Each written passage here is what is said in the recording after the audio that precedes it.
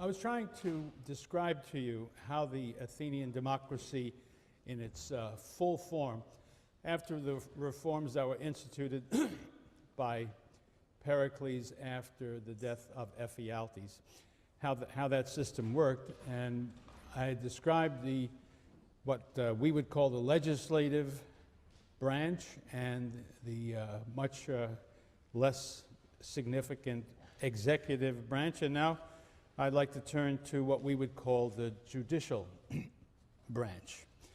Now, this Athenian judicial system, I think, might seem even more strange to the modern eye than the rest of the Constitution. You start with this panel of 6,000 jurors who enlisted to serve in the courts each year. On any given day, the jurors who showed up to accept an assignment were assigned to specific courts and to specific cases.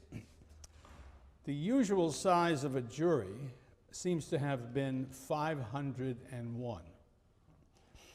Although there were juries from as small as 51 to as many as 1,501.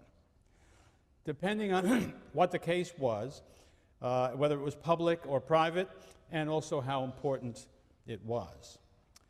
To avoid any possibility of bribery or partiality, the Athenians evolved an astonishingly complicated system of assignments that effectively prevented tampering. That system is described in Aristotle's Constitution of Athens. I think it's chapter 61. If any of you think that you have about a month or two to spare, read that paragraph and tell me what the hell it means, how it works. It's so complicated.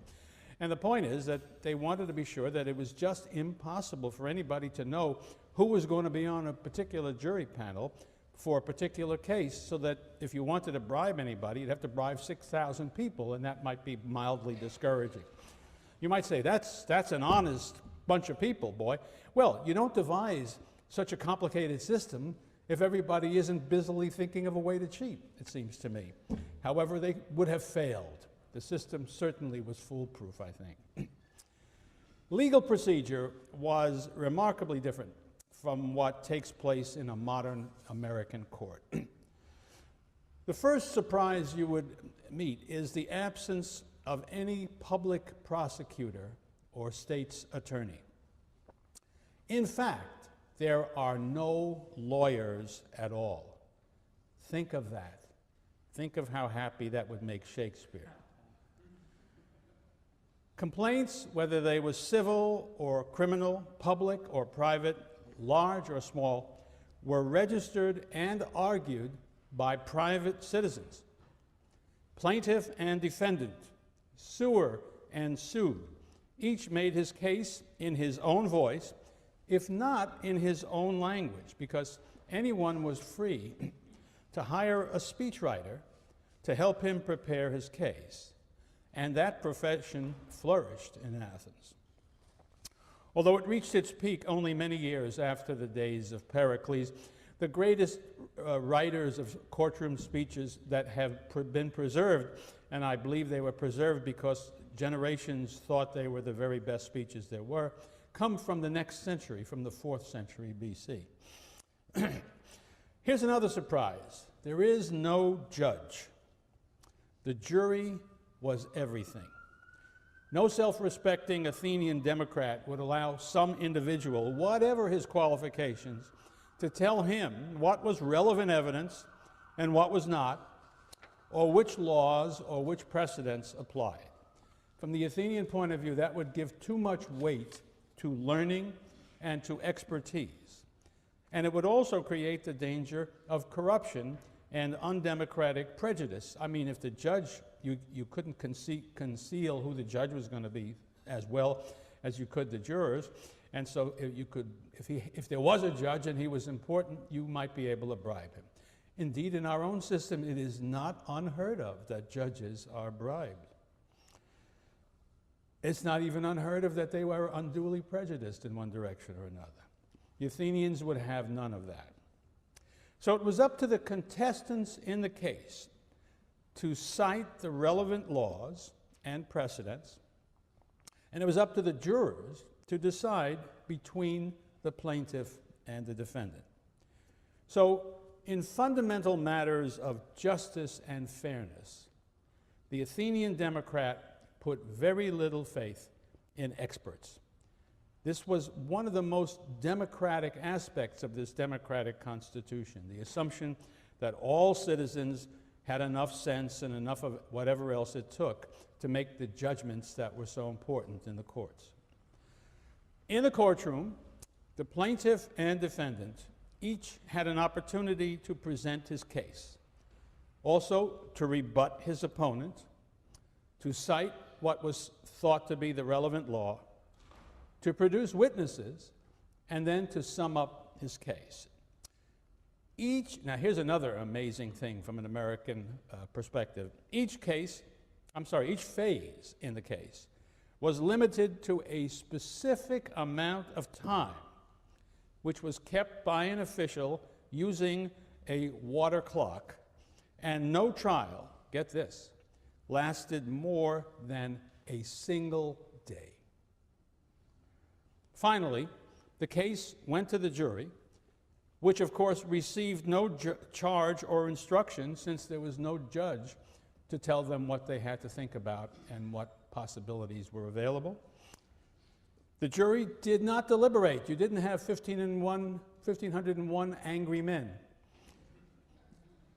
They just voted by secret ballot, and a simple majority decided the issue. If a penalty was called for, and it was not one that was described by law, and very few penalties were described by law, the following procedure was used. The plaintiff, who had won the case, proposed a penalty. The defendant then had the opportunity to propose a different penalty. The jury then, again, no deliberation, just voted to choose one or the other, but they could not propose anything of their own. No creative penalties were possible, just one or the other of the ones proposed by each side. Normally, this process led both sides, if you think about it, to suggest moderate penalties, for the jury would be put off by an unreasonable suggestion one way or another. If the plaintiff asked for too heavy a penalty, that would guarantee they would take the other guy's penalty, and vice versa. Critics of this system complained that democracy made the Athenians litigious. The system contained a device, therefore, not therefore, but as a matter of fact, in contradiction to that. No, let me back up. Of course, Athenians were litigious, and knowing that, they built in an element meant to reduce the degree of unfounded, unreasonable, silly, or just terrible accusations. The system contained this device. If the plaintiff did not win a stated percentage of the jurors' votes, then he was required to pay a considerable fine. In public prosecutions, he paid it to the state. In private prosecutions, he paid it to the defendant.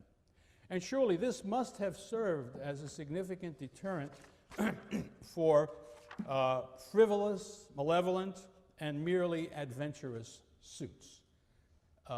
Just think of how it would change our system if we had something like that. In a way, we do have some of it available in our own system.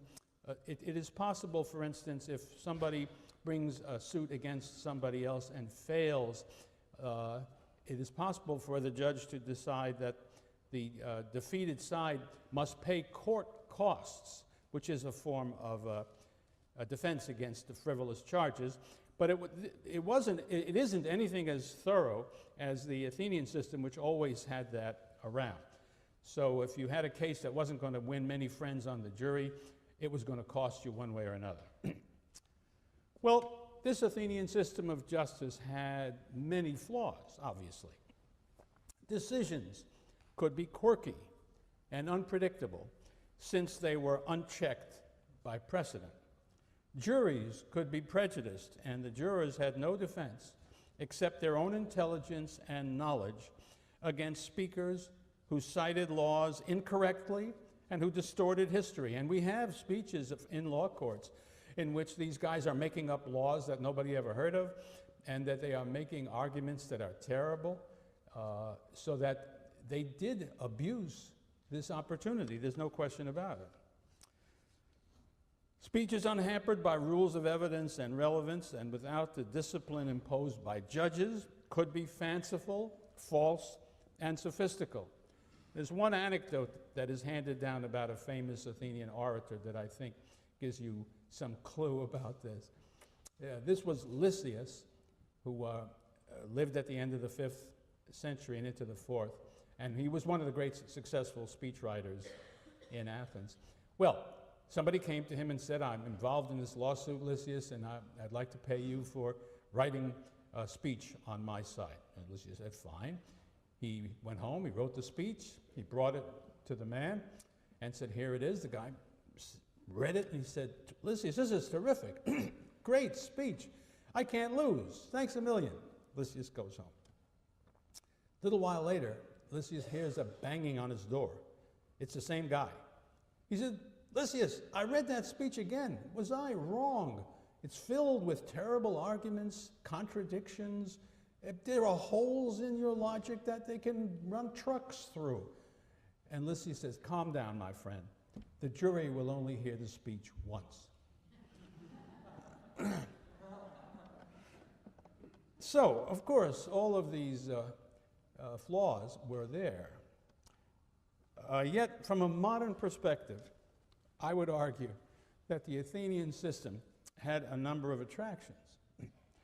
The American legal system and court procedures have been blamed for excessive technicality, verging on incomprehensibility, and for the central role of lawyers and judges, which give an enormous advantage to the rich who can afford to pay the burgeoning costs of participating in the legal system.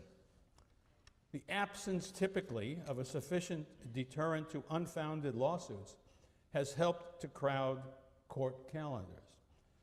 Time spent in jury selection, which didn't take any time at all, of course, in Athens, and wrangling over legal technicalities stretches out still further a process that has no time limit. It is not uncommon for participants in a lawsuit to wait for many years before coming to trial. Sometimes the plaintiff has died before his case gets to court. Not everyone is convinced that the gain in the scrupulous protection of the participants' rights in an increasingly complex code of legal procedure is worth the resulting delay, and some point to the principle that justice delayed is justice denied. Often in our courts, decisions are made by judges on very remote, difficult legal or procedural grounds that are incomprehensible to the ordinary citizen. As a result, there is much criticism of judges and lawyers and a loss of faith in general in the legal system. For all its flaws, I think the Athenian system was simple, speedy, open, and very easily understood by its citizens. It did contain provisions aimed at producing moderate penalties and at deterring unreasonable lawsuits. It placed no barriers of legal technicalities or legal experts between the citizens and their laws, counting, as always, on the common sense of the ordinary Athenian. Now, the Athenian democratic system as a whole, brought to its height in the time of Pericles, has been harshly criticized through the ages, immediately by contemporaries who were hostile to the democracy, and through the centuries by people who have looked at Athenian history as it was depicted by the surviving authors and concluded harsh conclusions about democracy. Ancient writers directed most of their attacks against the idea of government by mass meeting and the selection of public officials by allotment. The Athenian renegade Alcibiades told a Spartan audience, "As for democracy, nothing new can be said about it," and acknowledged foolishness. Plato has Socrates make the same point more fully and seriously. Socrates observes that when it is a matter of building a house or a ship, the Athenian assembly listens only to experts. If someone without expert qualifications tries to give advice in such things, even if he is very handsome and rich and noble, they refuse to listen to him. Instead, they laugh and hoot at him until either he is shouted down and withdraws of his own accord, or the sergeants at arms drag him off, or he is expelled by order of the president. So you just imagine that when you get up to speak in the Athenian assembly, you better be ready for anything. But when the discussion is about affairs of state, says Socrates, anyone can get up to speak. Carpenter, tinker, cobbler, passenger, shipowner, rich and poor, noble and commoner, and nobody rebukes him, as they did in the earlier case, for trying to give advice when he has no knowledge and has not been taught. Now, in fact, the Athenians did appreciate the importance of knowledge, skill, talent, and experience when they thought these things existed and could be used in the public interest. So, they did not allot, but elected military officers, some treasurers, naval architects, and managers of the water supply. These are essentially questions of life and death or of the financial security of the state.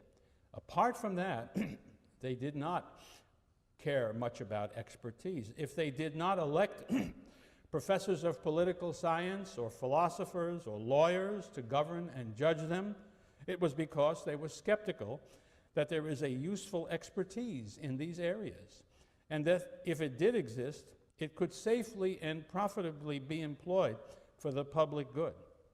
It is not clear, to me anyway, that the experience of the last 2,500 years has shown them to be wrong. I don't know what percentage of the representatives and senators in our Congress are lawyers by training, but whatever that figure is, it's far too large. It's really extraordinary that we all sit still for that kind of thing. The kind of variety, excuse me, of profession that one can find in our society is absolutely not to be seen in our government institutions. Well, the Athenians would never permit anything so undemocratic as that. Secondly, it is most unlikely that many fools or incompetents played a significant part in public affairs. Of course, that's the flip side of rejecting expertise and experience. You may end up with people who don't know what they're talking about in any shape, manner, or form having influence. Well, the Athenians knew that, and they were worried about it. And I think that they did so perhaps, that the possibility of idiots, fools, jerks, and other unworthies dominating the political decisions, I don't think that it's clear that we are better off than they are in this respect. I remember William Buckley once said he would rather be governed by the first 40, whatever he said, 40, 50 people in the Boston telephone directory than by the Harvard faculty. I thought we could all agree with that. Maybe even the Yale faculty. I think that we ought to think a little bit longer before we assume our system is the only way one can think about conducting a democracy.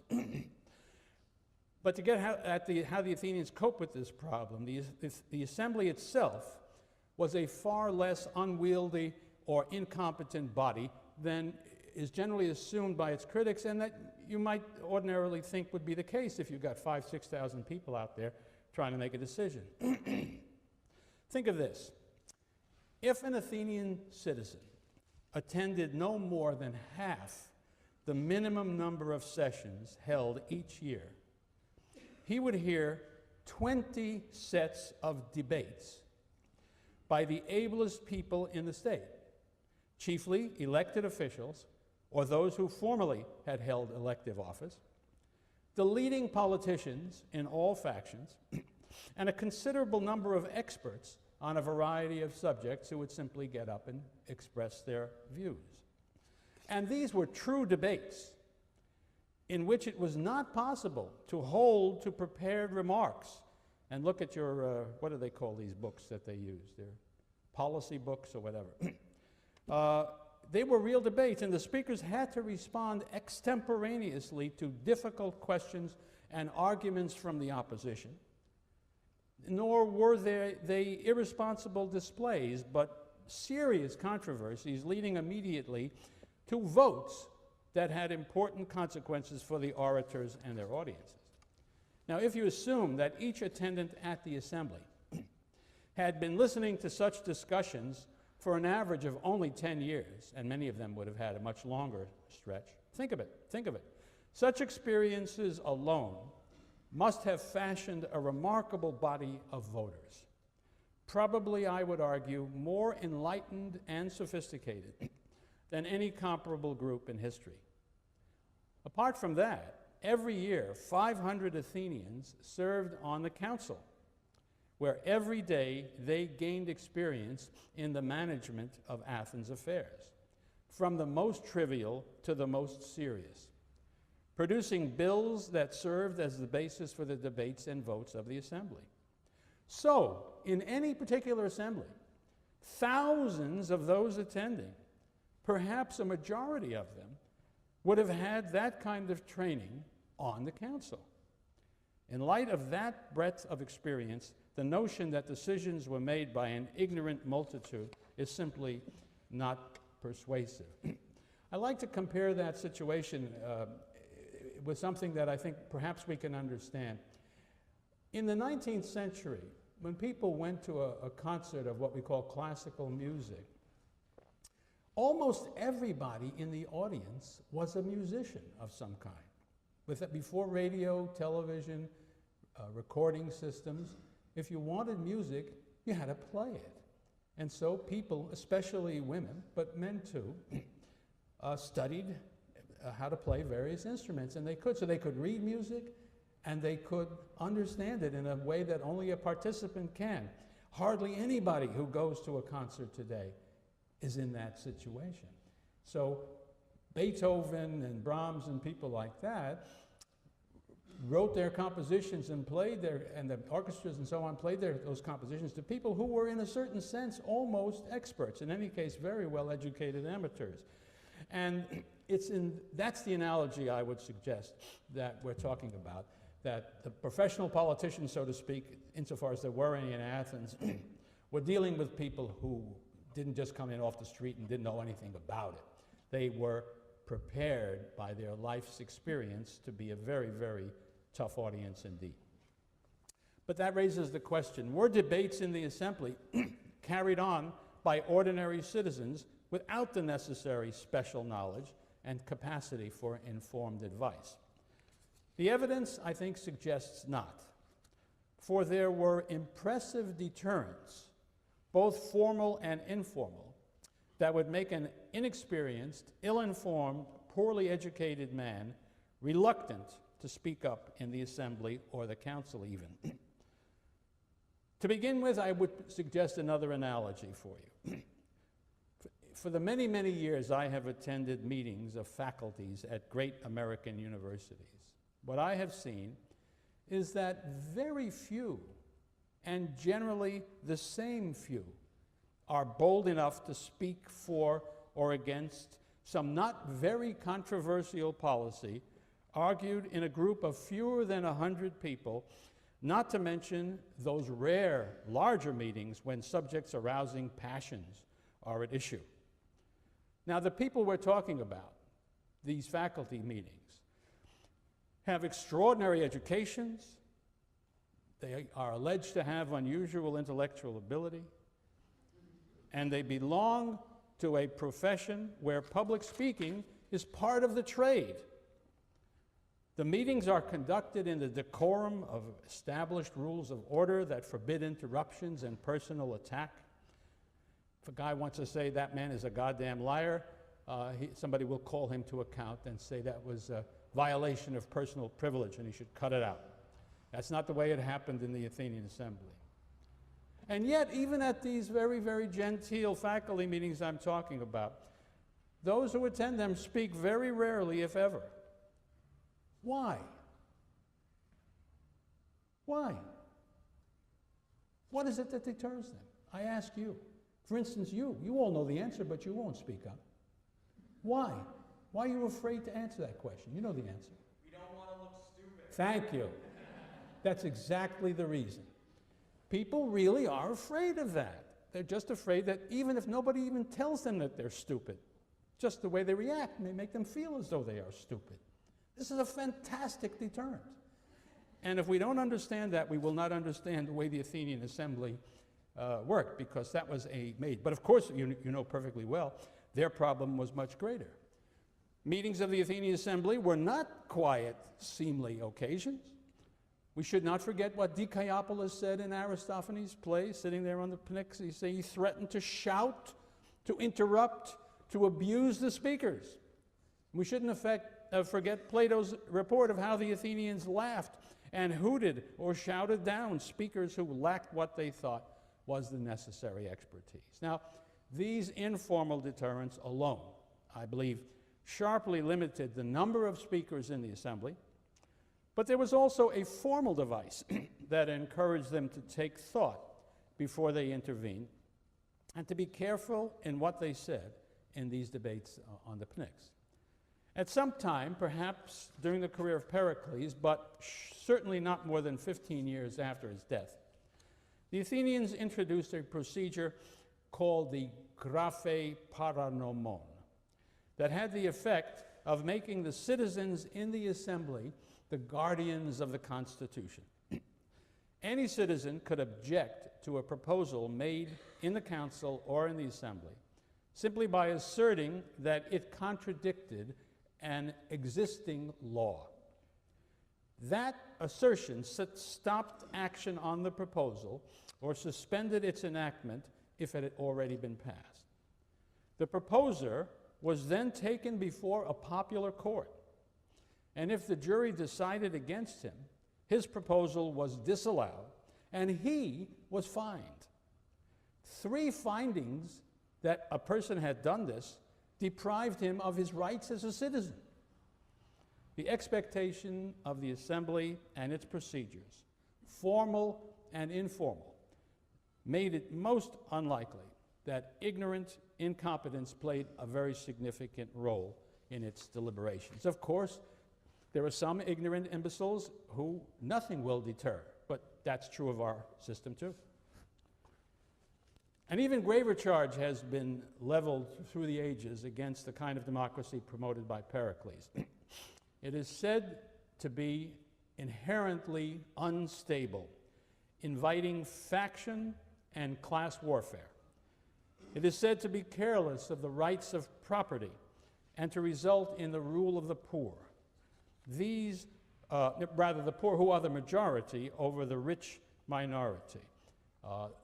These arguments weighed very heavily in the thinking of the founding fathers of the American Constitution, who rejected democracy. You need to be aware of that. Their notion of what democracy was Athenian democracy as described by its critics. And they consciously and plainly rejected democracy. They thought something else. They thought they were creating a popular republic. And by republic, they meant something different from democracy.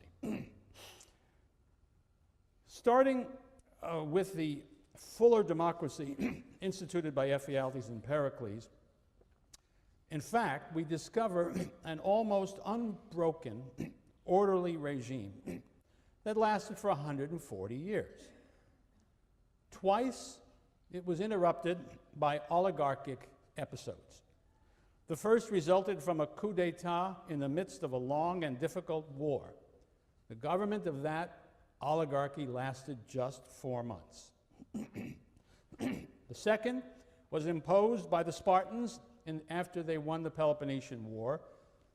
That one lasted less than a year. On each occasion, the full democracy was restored without turmoil, without class warfare, without killings or exiles of revenge, without confiscating the property of anybody.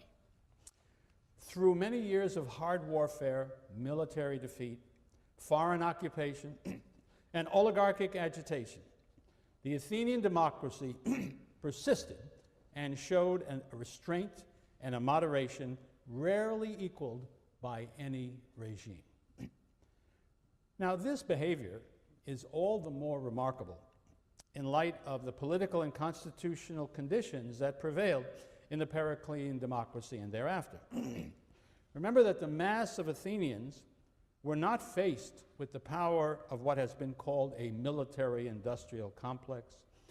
They were not thwarted by the complexities of representative government, by checks and balances, by the machinations of unscrupulous lobbyists, or manipulated by the irresistible deceptions of mass media. They had only to walk up to the Pnyx on Assembly Day, make speeches, and vote in order to bring about the most radical social and economic changes. They could, if they had wanted to, they could have abolished debt, which presumably would be something the poor would favor. They could institute confiscatory taxation of the rich to the advantage of the poor. The simple expropriation of the wealthy few. All of these things they simply could have done. Nothing would have stopped them. But they never did.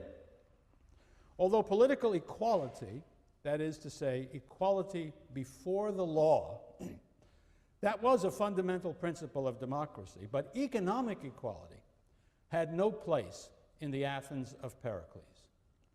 On the contrary, the democracy he led defended the right of private property and had made no effort to change its unequal distributions. The oath taken by jurors each time that they sat on a jury included the following clause: I will not allow private debts to be canceled, nor lands or houses belonging to Athenian citizens to be redistributed.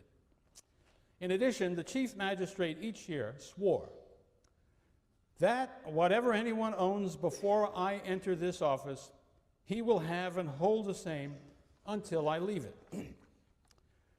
The Athenians' respect for property and their refusal to insist on economic equality go a long way towards explaining why their democracy was so peaceful, so stable, and so durable.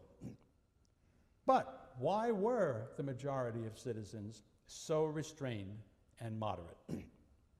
Part of the answer lies in the relatively broad distribution of property in 5th century Athens. It was by no means equal. I want to emphasize the word relatively compared to states that were oligarchical or aristocratic. And also in its growing prosperity through the greater part of that time. It's very hard to sustain any kind of a reasonable, moderate regime in times that are hard, in times in which there is great poverty. So these were certainly among the reasons why Athens was so successful. But there was always, we should remember, a group of fabulously wealthy citizens and also thousands who were poor by any standard. It certainly seems clear that at any time in this period, the majority of Athenian citizens were not rich enough to be hoplites, not rich enough even to have those small family farms that supported your infantrymen. So it's not as though there aren't a lot of poor people in the state. The poorest, moreover, those who lacked the property to qualify as infantrymen, were the very men who rowed the ships that brought Athens wealth and power and glory. The last 30 years of the century, furthermore, were terrible times of war, plague, impoverishment, and defeat. Yet neither during or after the war did the Athenian masses interfere in any way with private property or seek economic leveling in the two ways that revolutionaries always wanted it, canceling debts and redistributing the land. In the Periclean democracy, the Athenian citizens demanded only equality before the law. I think that is the key principle to understand when you're thinking about Athenian democracy. Full political rights for all citizens, and that is what separated the Athenian democracy from oligarchies and aristocracies in other Greek states, and the kind of even chance that is provided by these two things, equality before the law and participation in the political process for all citizens. By these rules, the Athenian was willing to abide in the face of the greatest disasters and the greatest temptations. It was this politically equal, individualistic, law-abiding, and tolerant understanding of the democracy that Pericles had done so much to create, and to which he could appeal and point with pride, confident that his fellow citizens shared his views. In their rational, secular, worldly approach to life, in their commitment to political freedom, and to the autonomous importance of the individual in a constitutional, republican, and democratic public life, the Athenians of Pericles' day were closer to the dominant ideas and values of our own era than any culture that has appeared to the world since antiquity. That is why Periclean Athens, I believe, has so much meaning for us. But if there is much to learn from the similarities, there's at least as much to learn from the differences between the Athenians and ourselves. Although the Athenians valued wealth and material goods as we do, they regarded economic life and status both as less noble and less important than participation and distinction in public service to the community. Although they were pioneers in recognizing the importance, autonomy, and legitimate claims of the individual, they could not imagine the fulfillment of the individual's spiritual needs apart from his involvement in the life of a well-ordered political community. To understand the achievement of Pericles and his contemporaries, we thus need to be aware of these significant differences. I think we ought to also study them with a certain humility. For in spite of their antiquity, the ancient Athenians may have known and believed things we have either forgotten or never known. And we ought to keep open the possibility that in some respects, they might have been right about some of these things. Now, what I've been talking about up to now is the workings of the Athenian Constitution for active citizens. And I remind you that means free men, adults, who have citizen parents. That excludes a lot of people who lived in Athens. And so I'd like to spend a little time also talking about two groups of such people who were excluded from the political process, women and slaves, both of which have caught the attention of modern scholars eager to demonstrate the undemocratic aspects of ancient Athens when judged by our criteria, which seem more and more to require that every living creature, I was going to say every living thing, be treated with equality. I know that, of course, there are feelings, people who want to say that, we all agree, there should be no discrimination between men and women. There, of course, should be no slaves. But now we're moving towards saying that people should receive citizenship or citizen rights who aren't even legally citizens. There are many people who want to give protections to animals that now are limited to people, and there are people also who want to include trees and other vegetation under these protections. So we need to examine the Athenian situation and make our judgments about that. Let's talk about women first. Greek society, like most cultures throughout history, was dominated by men. This was true of the democratic city of Athens in the great days of Pericles, no less than in other Greek cities. Nevertheless, the position of women in classical Athens has been the subject of a great deal of controversy. The bulk of the evidence coming from the law, the actual laws of Athens, from philosophical and moral writings, and from information about the conditions of daily life and the organization of society, shows that women were excluded from most public aspects of, most aspects of public life. They could not vote. They could not take part in the political assemblies. They could not hold public office or take any direct part in politics. Male citizens of all classes had these public responsibilities and opportunities. The same sources show that in the private aspects of life, women were always under the control of a male guardian, a father at first, a husband later, or, failing these, an appropriate male relative designated by the law. Women married young, usually between the ages of 12 and 18. I think if we think of them as being about 15 years old, we'll probably have a reasonable average. Husbands, on the other hand, were typically at least 30 and usually over it when they married, so that women were always in a relationship like that of a daughter to a father when you think about the realities of life. Marriages, furthermore, were arranged. By the way, as in other societies, the higher you get in society, the more likely it is that these marriages will be arranged with economic considerations, social considerations predominating.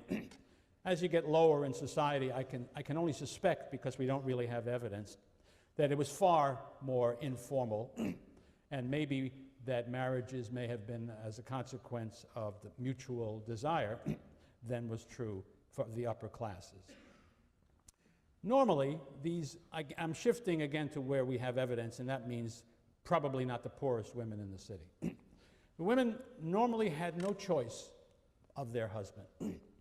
The woman's dowry, and dowries were required, was controlled by a male relative. Divorce was very difficult for a woman to obtain, for she needed the approval of a male relative who, if he gave that approval, had then to be willing to serve as her guardian after the dissolution of her marriage. In case of divorce, the dowry would be returned with the woman, but it was still to be controlled in that case by her father or the appropriate male relative. Excuse me. The main function and responsibility of a respectable Athenian woman, of a citizen family, was to produce male heirs for the household of her husband. If, however, her father's household lacked a male heir, the daughter became what the Greeks called an epikleros, the heiress to the family property. In that case, she was required by law to marry the man who was the next of kin to her father's on her father's side, in order to produce the desired male offspring. In the Athenian way of thinking, women were lent by one household to another for purposes of bearing and raising a male heir to continue the existence of the oikos, the family establishment. Because the pure and legitimate lineage of the offspring was important, women were carefully segregated from man outside the family and were confined to the women's quarters even in the house.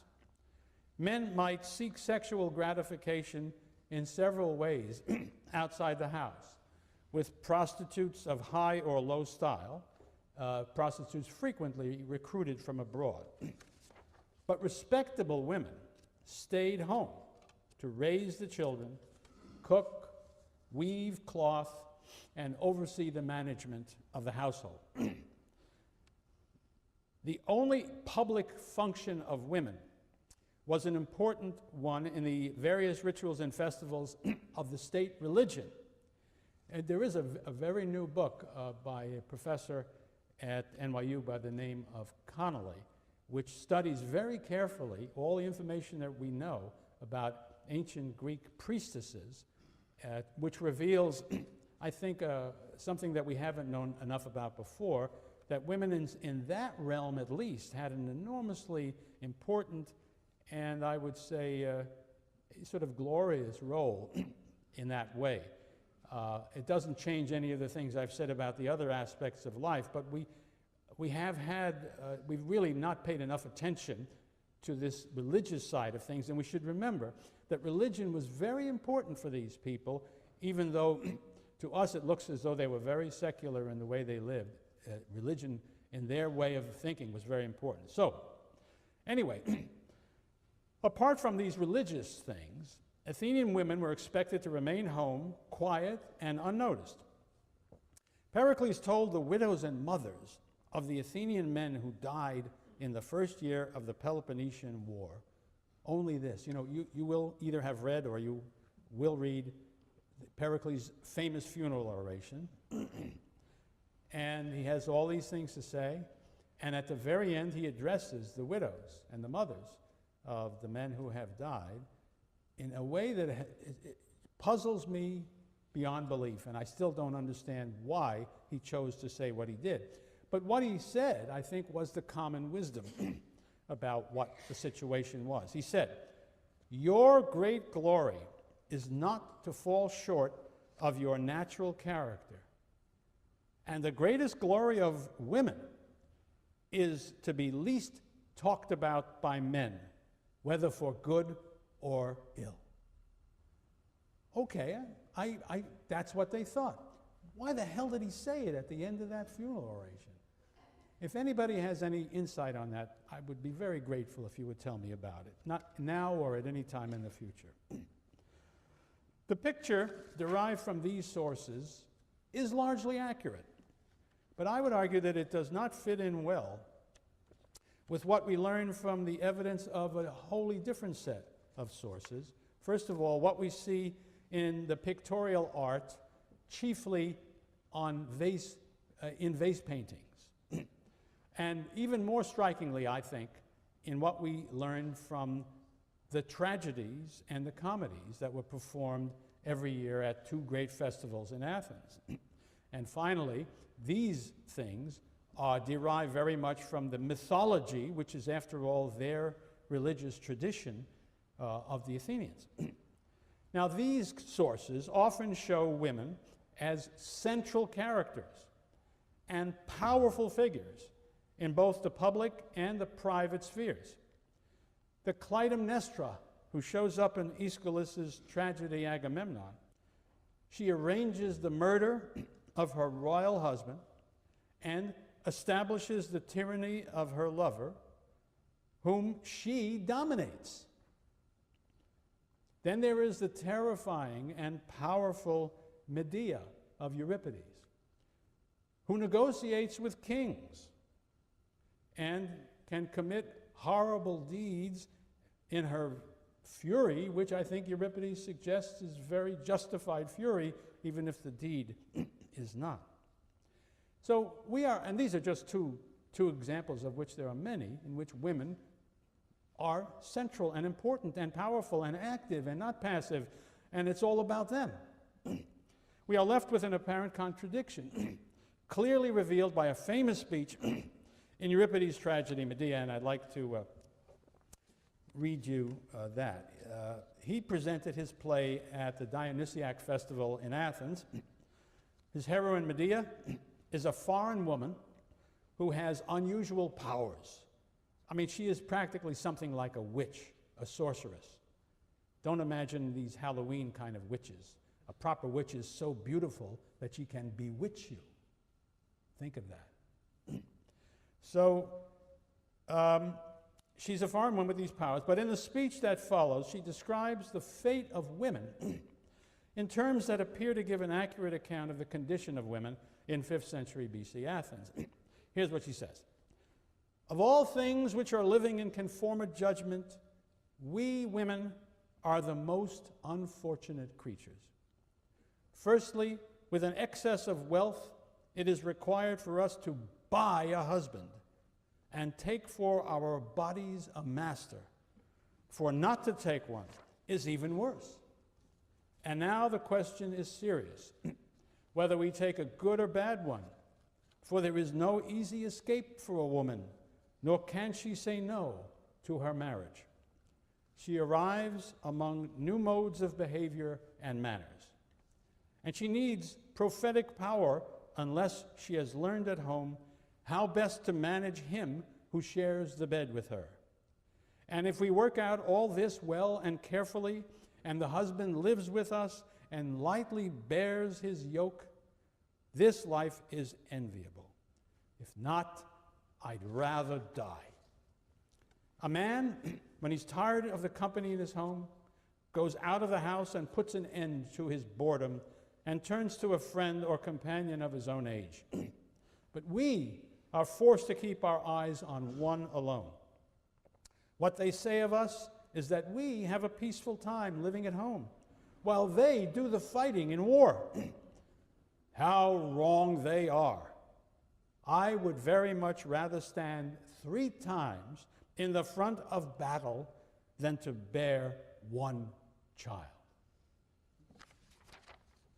I wonder what the Athenian men in that audience thought about all of that.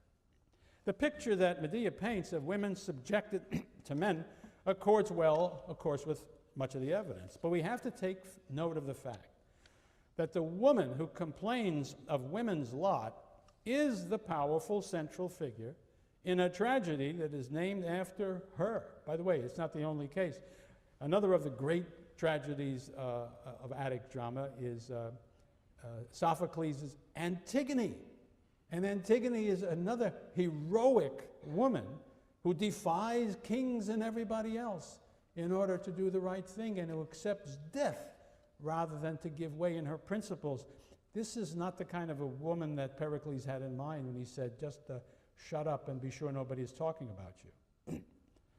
Now, this tragedy was produced, we need to remember, at state expense before most of the Athenian population, and was written by a man who was one of Athens' greatest poets and dramatists. Medea is a cause of terror to the audience, and at the same time, an object of their pity and sympathy as a victim of injustice. She is anything but the creature least talked about by men, whether for good or for bad. When those men walked out of that theater, they would be talking about Medea for the next week.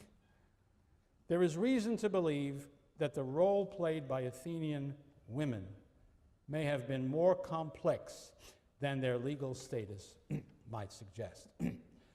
And that's all I feel I can say about that subject, because I haven't been able to resolve the contradiction. I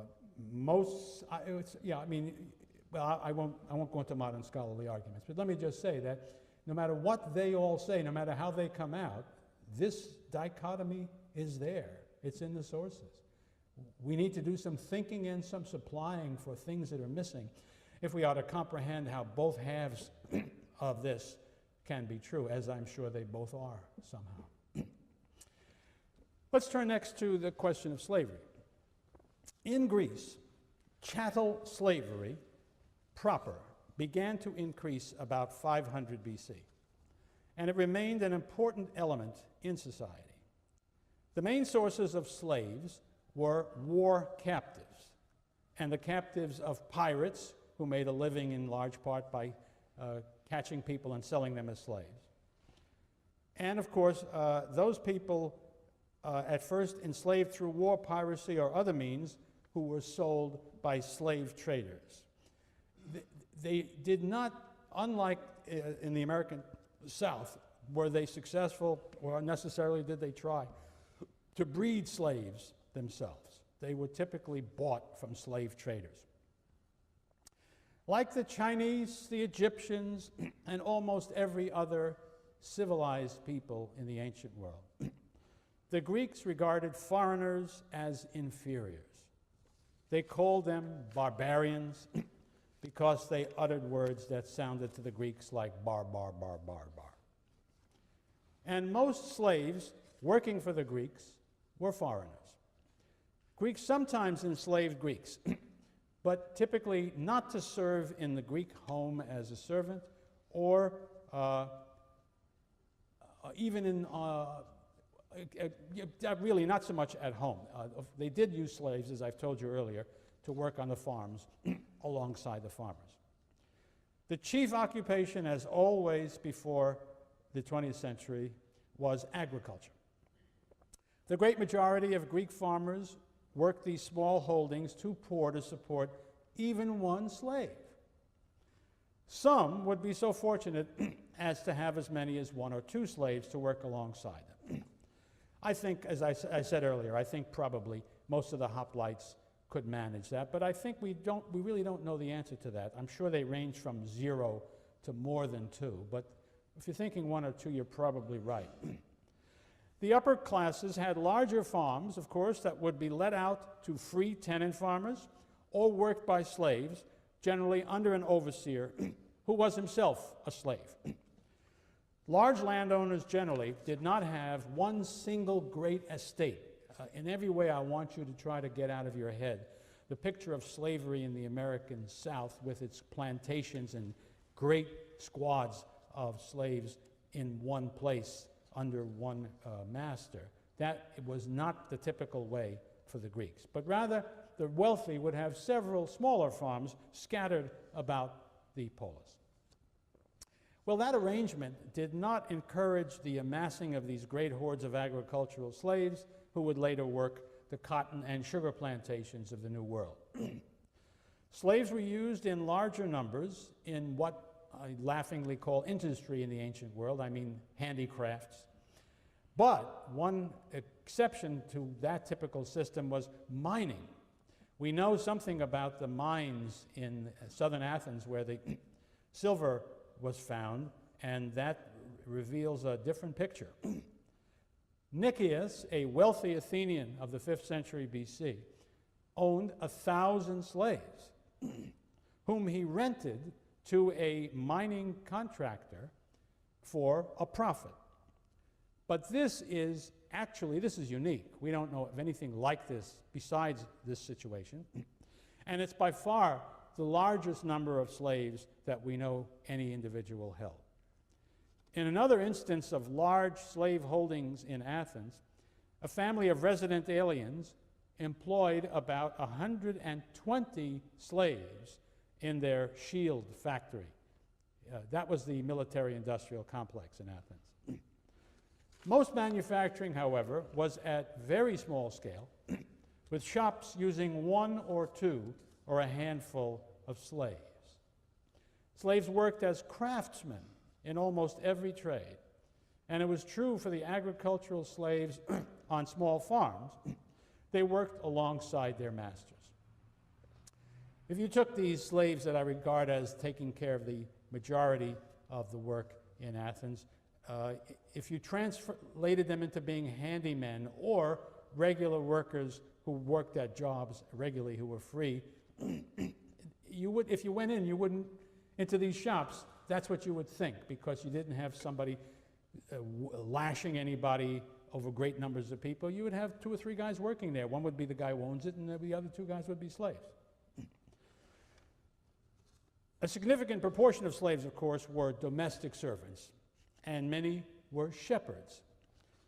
Publicly held slaves also served as policemen. Don't get carried away. There were very, very few policemen. They were also prison attendants. There were very, very few prisons and very few prisoners.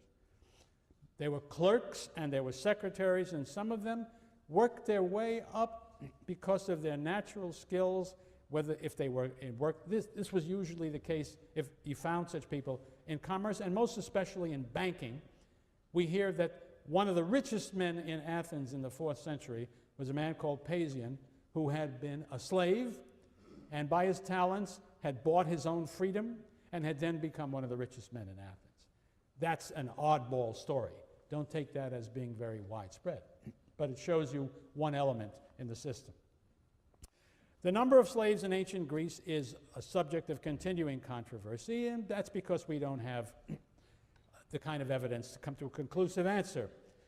There are no useful figures for the absolute number of slaves or for their percentage of the free population in any city except Athens. There, the evidence permits estimates for the slave population in the classical period, by which I mean the 5th and the 4th centuries, that range from a low of 20,000 slaves to a high of about 100,000 slaves. If we accept the mean between these extremes, I love to do that when I don't have any better thing to do, you come up with 60,000 slaves. Now, the estimates that are made about the free population of Athens in the same period at its height, some people would say as low as, nobody gets much below 40,000 households. Some want to move it up towards about 60,000 households. What do I come up with? Right, 50,000. That would yield a figure of fewer than 2 slaves per family. It has been estimated that only a quarter to a third of free Athenians owned any slaves at all.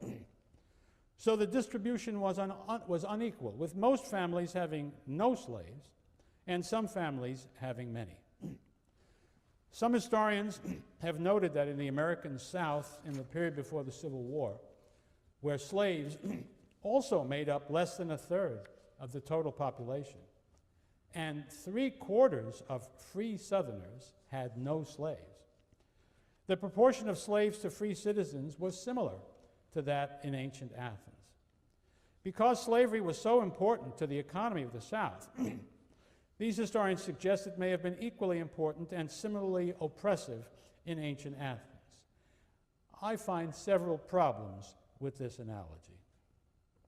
For one thing, it's important to make a distinction between a world, such as the cotton states of the American South before the Civil War, where a single cash crop, well suited for exploitation by large groups of slaves, dominates the economy, and a society like the one in Athens, where the economy was mixed, the crops varied, the land and its distribution very poorly suited to massive slavery. Another major difference is in the likelihood of a slave achieving freedom. The freeing of American slaves, although it happened, was comparatively rare. But in Greece, it was very common. The most famous example I've told you already about, Kejgan, who began as a bank clerk, earned his freedom, became Athens' richest banker, and then was even rewarded with Athenian citizenship. But that's very rare. On the other hand, the acquisition of freedom by slaves was not. People frequently freed their slaves on their own death, and often before that for various reasons. It's also important to distinguish the American South, where the slaves were distinguished from their masters by skin color, where the masters were increasingly hostile to the idea of freeing slaves, and in terror of slave rebellions with a very different society of classical Athens. There, slaves walked the streets with such ease as to offend noblemen who were class conscious. Plato complained about the Athenian democracy, that men and women who have been sold are no less free than their purchasers. And an anonymous writer of the 5th century was appalled by the behavior of slaves in Athens. He says, "One may not strike them there, nor will a slave step aside for you. And if it were legal for a free man to strike a slave, an Athenian would often have been struck under the mistaken impression that he was a slave. For the clothing of the common people there is no way superior to that of the slaves and the resident aliens, nor is their appearance. They allow slaves there to live in luxury, and some of them in considerable magnificence. In a state relying on naval power, it is inevitable that slaves must work for hire so that we may take profits from what they earn. While there are rich slaves, it is no longer profitable for my slave to be afraid of you. In Sparta, my slave would be afraid of you, but there, in Athens, if your slave is afraid of me, he will probably spend some of his own money to free himself from danger. This, then, is why, in the matter of free speech, we have put slaves and free men on equal terms. Now, a lot of this is absolute baloney. This is some right-wing character who is just so annoyed with Athenian democracy that he is making over-the-top statements. But it cannot be so far removed from reality as to be ridiculous, or else it wouldn't be in any way persuasive. So I think we have to imagine slaves moved about Athens with a degree of ease and security, and as he must rightly be saying, you really couldn't tell a slave from a free man very readily in ancient Athens. All of this is meant to be by contrast with the picture of the South. Even more remarkable, the Athenians were on occasion willing to contemplate the liberation of all their slaves. In 406, their city, facing defeat in the Peloponnesian War, they freed all slaves of military age and granted citizenship to those who rowed the ships that won the Battle of Arginusi. Twice more, at crucial moments, similar proposals were made, although without success. Now, during the Civil War, people did suggest to the South that they liberate their slaves and enroll them in the Southern Army, and such ideas were always quashed. And I think we can read something very important into the difference between the two situations. The Southerners were afraid to do it because they didn't trust the slaves not to turn on them and kill them if they were armed. The Athenians just didn't have that fear at all. And I think that's a big story about the difference between the two systems. Okay, that's all I have to say about these subjects. We do have 6, 7, 8 minutes. I'd be delighted to respond to any comments or questions any of you would like to put about any of these topics. Yes, sir? Why do you think the Athenians didn't fear their slaves? Did not fear their slaves. Because I think in the first place they did not treat them so harshly as to create that kind of absolute hatred that nothing could take care of. Second of all, I think because the prospect of their liberation being not an out-of-the-question idea softened the edge between master and slave to a degree where the Athenians didn't have that sense, these people are waiting to kill me. I guess another thing is, since so many of them, first of all, you start with household slaves. Well, even in the South, there were very, very few household slaves who did not develop friendly and warm feelings towards the people in the house. So that takes care of another situation. And then there are all these slaves who worked side by side with their master, not as part of a gang under an overseer, but as a fellow worker with their farmers. So the whole way of thinking about it, I think, was so different and we never hear, and here's another thing, we never hear of a slave rebellion among the polis of Athens. We do hear of helot rebellions. Of course, it doesn't fit the mode in Sparta, but we never hear of a slave rebellion, in spite of all the troubles these towns had. So I think those would be the reasons. Anything else? Yes? How would slaves have their own money to buy their own? Well, when they had skills, and this happened in the South too, by the way, just not to the same extent. When they had skills, it was in the master's interest to encourage them to do their work to the best of their ability. And so they rewarded them by letting them keep part of the profits of what they produced. And that it was that, of course, which allowed some of these people to buy their own freedom. And it is true that that happened in the South as well. Anything else? Yes, ma'am. The answer is, I'm sure there must have been runaway slaves. But it's just a non-issue so far as we can see. You know, it's the big deal in the South and the North when fugitive slave laws become a great source of trouble. But I think there was not too much running away of slaves because there really wasn't any place to run to. There was no place where there wasn't slavery. So if an Athenian slave runs to Boeotia, he's going to be a Boeotian slave. I think that was one of the reasons. And put that together with the rather gentle arrangements I've described, the combination, I think, reduced the problem of runaway slaves. Anything else? Yes, sir. Yeah, could you contrast the Athenian slavery with the situation in Sparta? The Spartan situation as compared to the Athenian situation, night and day. The Helots, I've told you all about it, you've read all about it.